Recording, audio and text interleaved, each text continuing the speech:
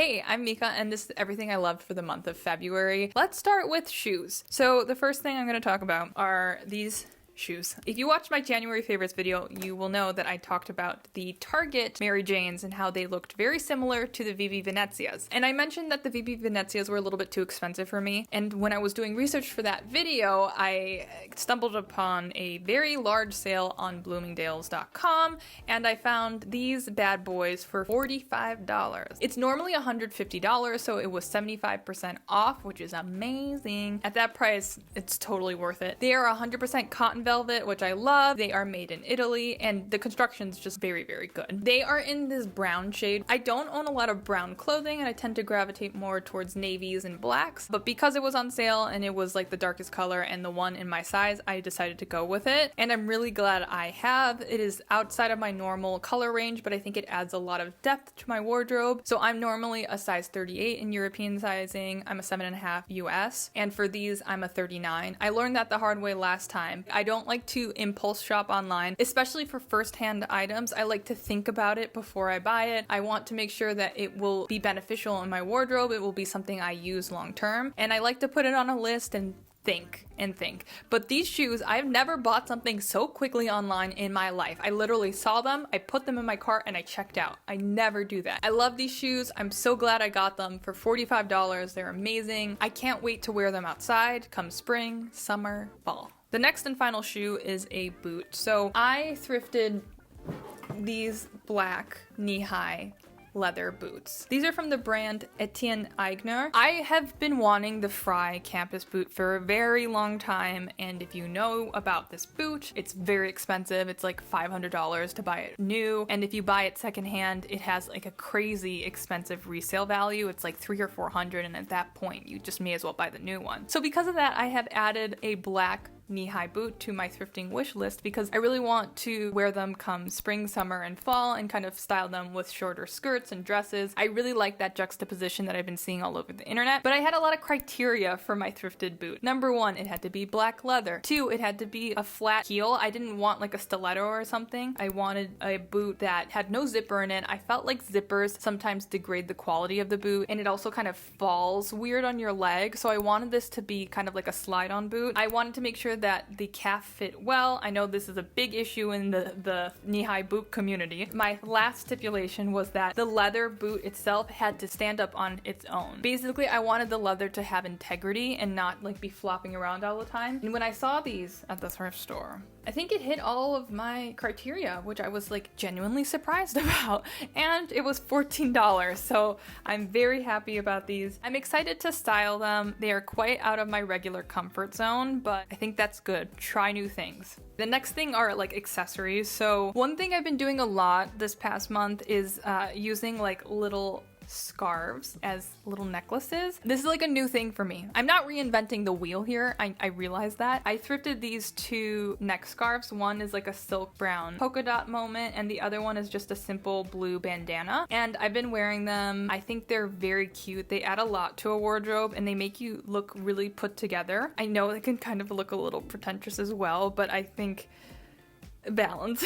And if you're not careful, you can start, wading in the stewardess fashion waters. But this month I've been doing it a lot. I like them instead of necklaces, and they add warmth to your neck. Again, I'm going out of my fashion comfort zone, but I really like this. I also think it's like a nice, inexpensive way to step your toe into accessorizing. I'm not a big accessorizer. I'm trying to get better at that. These are also a really great thing. You can buy firsthand or secondhand. They're quite inexpensive, and they add a lot to a wardrobe without taking too much space up. I say that after buying the largest boots in the world. Okay, let's move on to the fashion stuff. The first thing I'm going to talk about is this mercantile striped shirt. This type of shirt is called a Breton shirt. It's basically based off of this sailor's uniform that had to be worn in France, and Coco Chanel made it very popular, and if you're into the French girl aesthetic, this is like the entryway shirt to that. And so I've wanted one for quite some time. I tried on one of the shirts from the brand Amour Luxe. They are weaved in France, they're made in France, and so because of that, they are more expensive. When I tried it on, I didn't know if I would wear it enough, and I didn't know if it would match my style enough to spend that much, so I decided to wait, and I just wanted to keep my options open and see if I could thrift one. I did thrift this J. Crew shirt, but it was kind of like was giving like mullet because it had this pre-sewn in like button-up shirt on the bottom and at the sleeves, and I absolutely hated it. So I decided to make this a little project, and I seam ripped all that blue shirt out, then I cropped it a bit. I actually kept the excess material in instead of cutting it off, because in the future, if I ever want to go back to a regular long shirt, I have that option. But for now, I have this crop shirt that I think I'm gonna get a lot more use out of, and I think come springtime, it's gonna be the perfect shirt. The final fashion piece is this skirt that I thrifted. This is from the brand Talbots, and if you are a thrifter, you will probably know that vintage Talbots has some of the coolest pieces. They are usually made really high quality. They tend to be just really amazing items. I also love a midi skirt in any season. I think it's amazing because in the summertime you can wear it, but also with tights you can wear it in the fall and winter. And when I saw that this was the Talbots brand, I knew. So the next category is media. It was the month of February, and I did watch a lot of rom-coms in February. And my favorite new rom-com by far is called Eternity.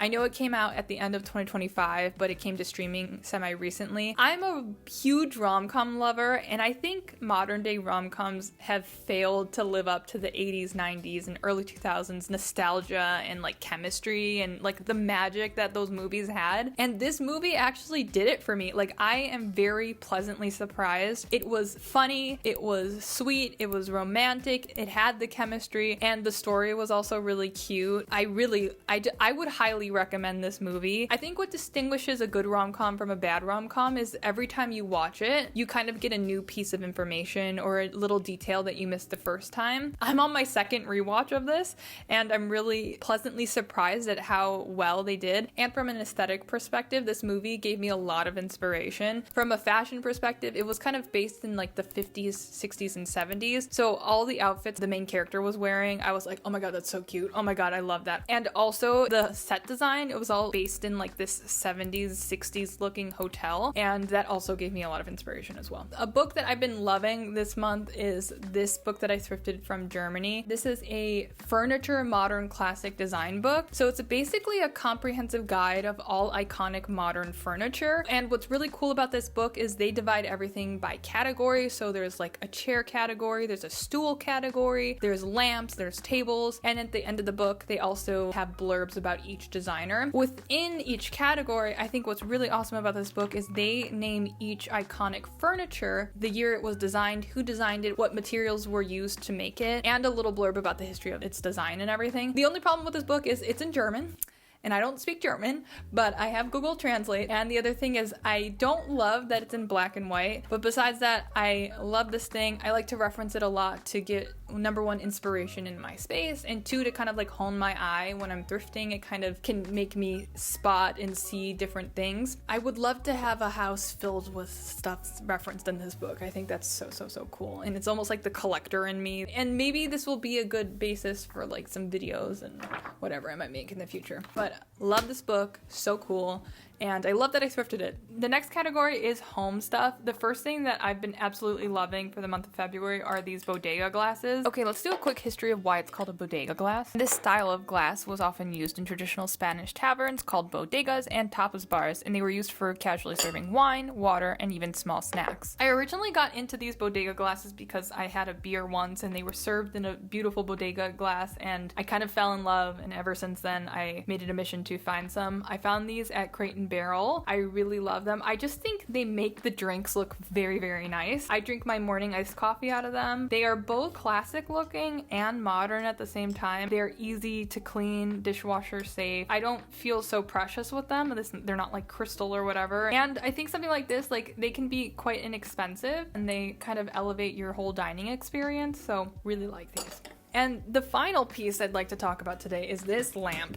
So hello. This is an Ikea lamp, but I happened to thrift her. I got her for $5, which they do sell these at Ikea currently. I think they are about $40. I think it's a beautiful chrome lamp. I have a thing for chrome lamps. I don't know if you can see anything. Yeah, this lamp, oh, I love it. I love lamps. I haven't really talked about how much I love lamps on this channel. I love a lot of like modern design pieces, and so lamps are a big one for me. But this is just an Ikea lamp. I was really excited to thrift it because apparently I can't have enough chrome lamps in my space. I'm using this as a side table lamp. I think it adds a lot of juxtaposition to my side table because it's a lot of browns and granites, so I think it adds some nice interest. I do know that they currently do sell this at Ikea, so if you really like this, you can also just go to the motherland and just buy it new. Yep, I love her. Very good. All right, that was everything I loved for the month of February. I hope you liked this, and I'll see you in the next one. Bye.